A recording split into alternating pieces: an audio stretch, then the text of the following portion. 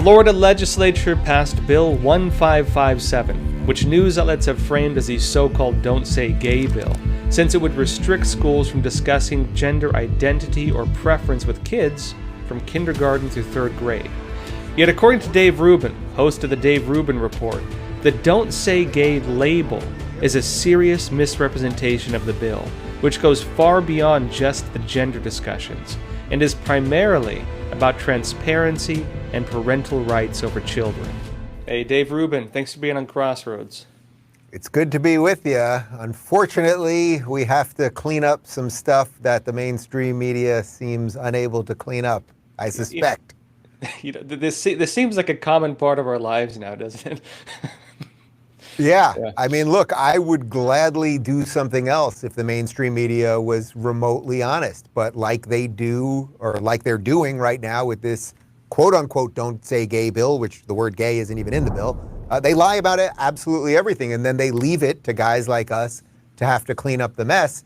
It's an enviable task, I suppose. I love what I'm doing, but on the other hand, it's like, I kind of wish that they were just better. If they were just better, I'd find something else to do. I like to garden. I like to walk my dog. There are other things that I could do, but they seem unable to tell us anything remotely close to the truth, so here we are. Yeah, I've said this before too. Part of me feels like it's a big opportunity for people who just tell the truth to actually do some great news coverage, but I kind of wish it wasn't that way. I kind of wish they'd just be honest sometimes as well. Well, we would be in a healthier situation as a country, and I think humankind even would be in a healthier situation.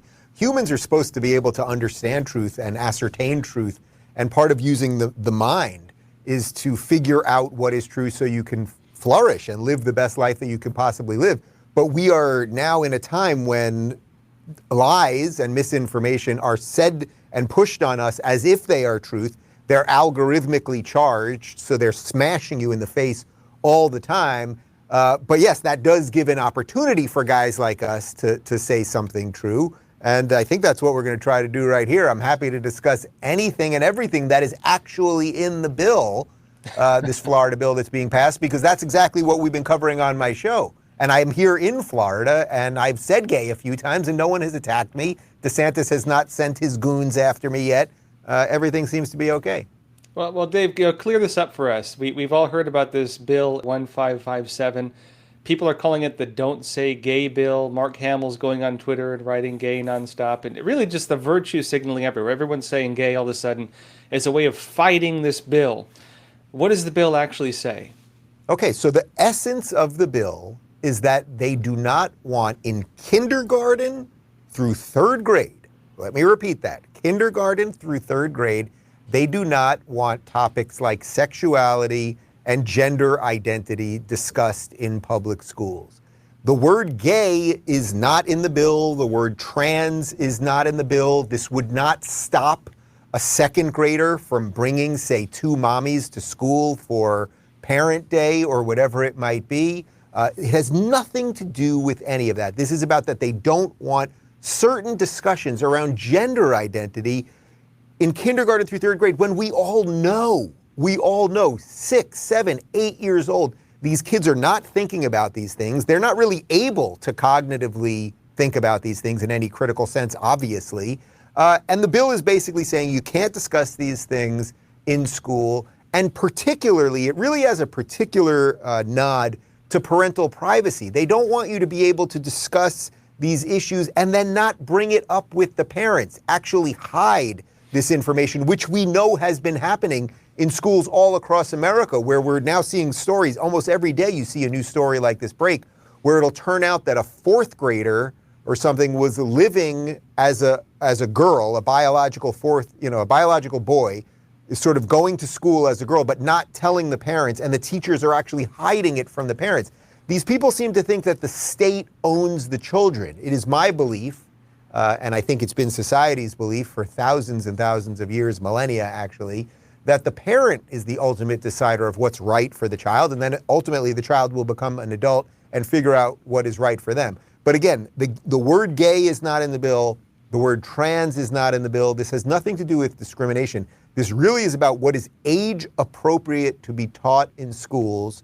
and that the school cannot hide information from the parents. But what the left and what the mainstream media does with absolutely everything is what they're doing with this bill. They are blowing it up to make it seem like it has something to do with bigotry and hate, when in fact I think you could actually argue it's the complete reverse, because it's parents who don't want their children brainwashed, who just want an honest education and to have a transparency between the school and themselves.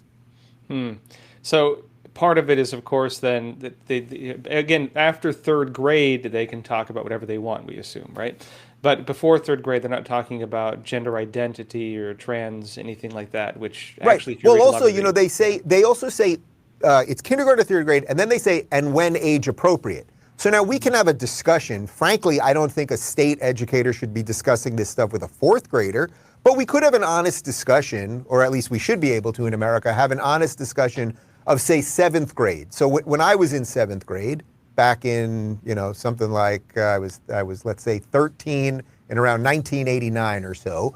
Seventh grade, we had health, and then there was a week or so on sex education, and we learned about reproduction and a few other things. Seventh grade is roughly the right time to perhaps introduce some things. As young people, their bodies are changing, they're thinking about things a little bit differently. We could have a discussion about what could be included then. But again, none of the things that this is related to have anything to do with bigotry or a phobia of either gay people or trans people or anything else. It's just about when are these discussions age appropriate, which, by the way, if we're to argue that they're age appropriate at any level, I would leave that up to the state. So you might say, okay, California, you guys are pretty much bananas on all lefty policies, so go ahead and teach third graders. I would be against that, but if that's what California wishes. But Florida is allowed to as at the state level, make up a curriculum that makes sense to its constituents and its parents. I'm curious, David. I mean, I want to get into the other parts of this bill because, as you mentioned, there's actually a lot more to it than just that. But, you know, why do you think it's inappropriate to have these conversations with kids before they're that old, before they hit puberty or something like that, maybe seventh grade? Yeah, well, first off, let me just address the part that's in the bill, which is the K through thing. K through third grade. These kids absolutely, if you've met, I just was at my niece's 7-year birthday party.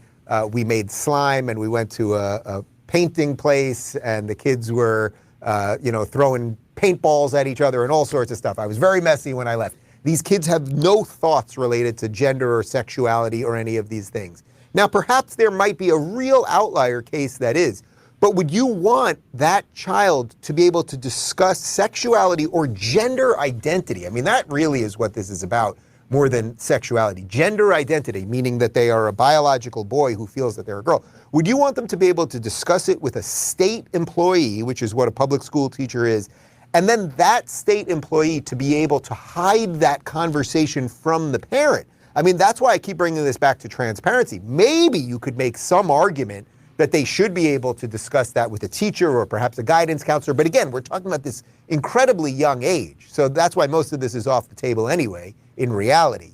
But the lack of transparency is really the thing. Now, if we were to go to where your question was, so seventh grade, I think we can have a more nuanced conversation at that point. I would still not want the teacher to be able to have private conversations that the parents would never be privy to. I still believe in transparency in that regard. You know, if a kid was, let's say a kid was in the closet, so the kid is struggling with their sexuality and they're suicidal, is that something that the school should hide from the parent, even if they think the parent is anti-gay, let's say? I mean, ultimately, the parent is the one responsible for the welfare of the child. But what's happening, unfortunately, is people seem to think that the state owns the child, and this is a huge problem.